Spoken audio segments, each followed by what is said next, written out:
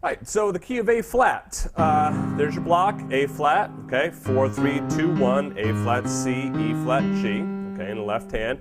Right hand is second finger on A flat, thumb on C, second finger E flat, middle finger on G, and then fourth finger, all right?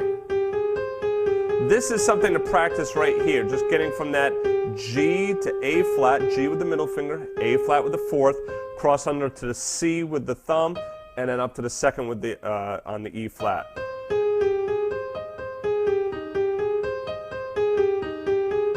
That's a good cross point right in there. Just to get faster at that and looser, all right?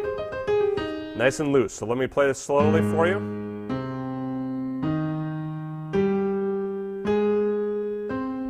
See how I prepare those fingers? So when I get up to the top, remember, I don't have to go to 4 again. I just went to my third finger.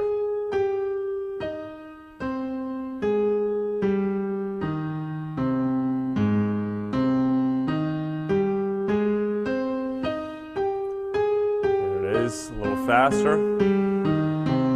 To do minor, okay? Actually, let's do dominant. Actually, let's do minor. Minor is going to change in the left hand.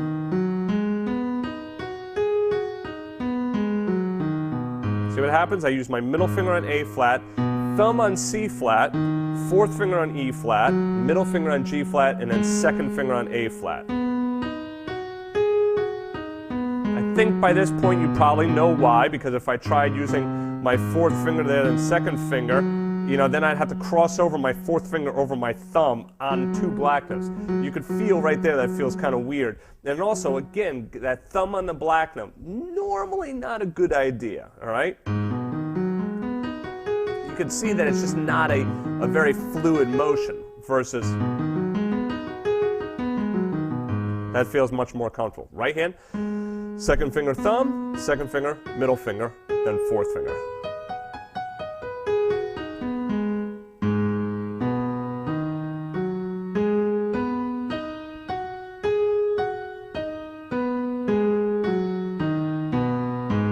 And then finally dominant, same fingering.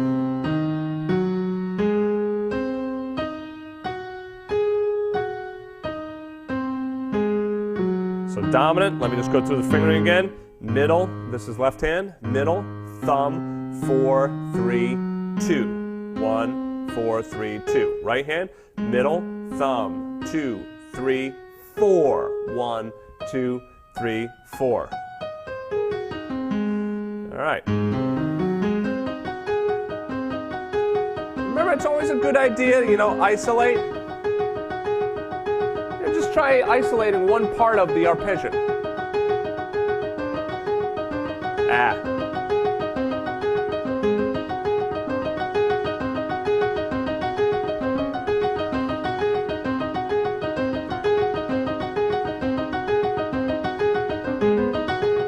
Ah.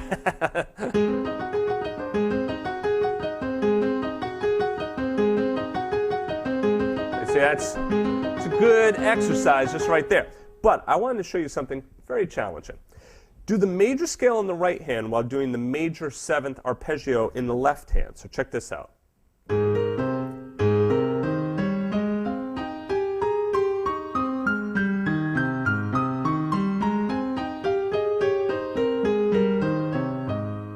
if it works out right, you'll hit A flat in the left hand and the 5th E flat, A flat in the left hand and E flat, the 5th in the right hand. We do it slowly. So it's all 1 to 1.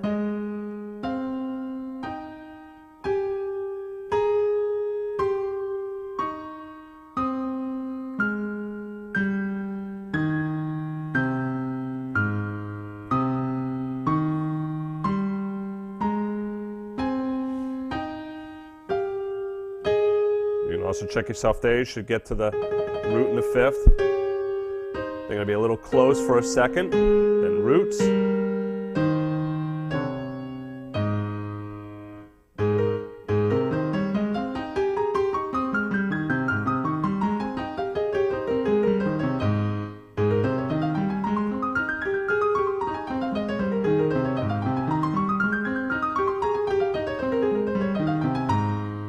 Okay, so you can try that as well.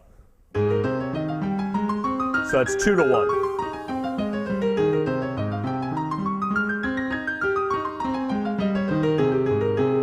So you can also mess around with, I didn't go all the way up to the A flat. You know, you don't have to.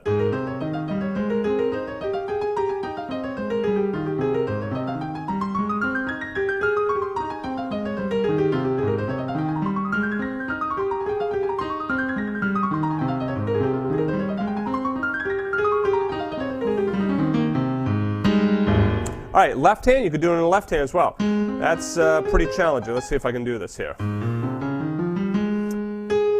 I'm going to start down here.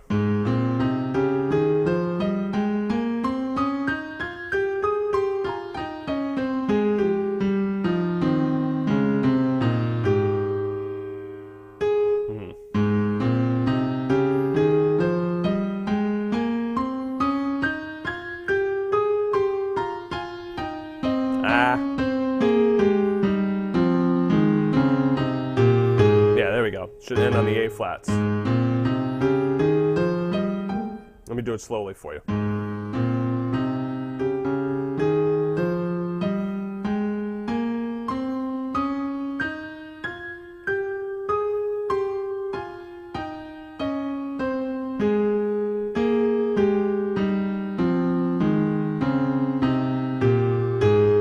Let me do it again, even slower.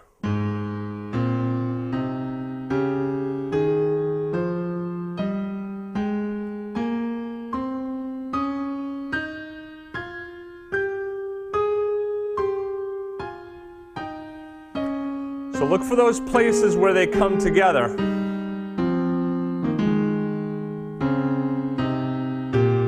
Like it happens up here.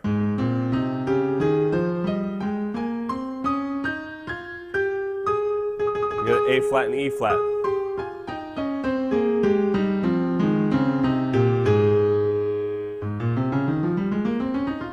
All right, so those are some real nice exercises because you're kind of getting both your major scale and your arpeggio in at the same time.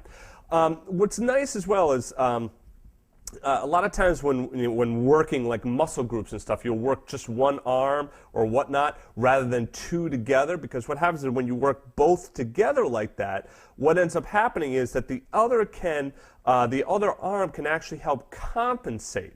So you isolate just one side. We can do this with our hands as well. By isolating an arpeggio with just the right hand while doing a major scale in the left hand, now the brain really has to concentrate, and it really now has to focus on major scale and arpeggio. The ears are also focusing on, hey, look, that major scale down there is not sounding right, or the arpeggio is not sounding right, or they're not together, or whatnot. Right? So it's a great way of really isolating your technique and finding out if you have any flaws and what you need to work on, okay? Because you really have to know the arpeggio and the scale in order to be able to do this. If you don't know those, then you're going to mess up all over the place. If you don't know them, go through them slowly. Remember, go slow like I was just doing. Start slow. You can always start by just doing, you know, just one octave. You know, just do the 5-finger scale. But you see how I'm using the same fingering for the A flat scale? I'm getting my 4th finger on the D flat.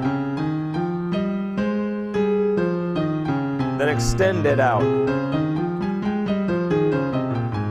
Get comfortable with that.